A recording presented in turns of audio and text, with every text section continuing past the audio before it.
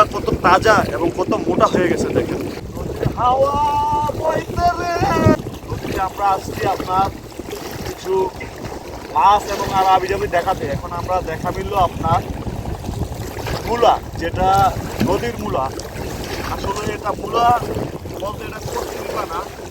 দেখেন আমার মনে হয় না এরকম মূলা আর কোথাও পাওয়া যায়। দেখেন নদীর ঢেউ, কত সুন্দর নদীর ঢেউ, সেই ঢেউ দেখেন কত সুন্দর মোটা এবং তাজা। দেখেন আসলে নদীতে যে সমস্ত কচুরিপানাগুলো থাকে এগুলো মূলার মতো দেখা যায়।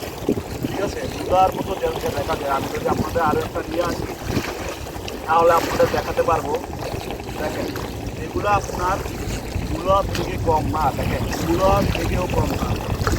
যদি আরো কয়েকটা নিয়ে আসতে দেন এরকম নদীতেও অনেক সুন্দর আবহাওয়া। দেখেন প্রাকৃতিক সৌন্দর্য হলো বড় সৌন্দর্য, নদীর সৌন্দর্য। দেখেন আমি যদি আরো কয়েকটা নেই আপনারা বলতে পারবেন। দেখেন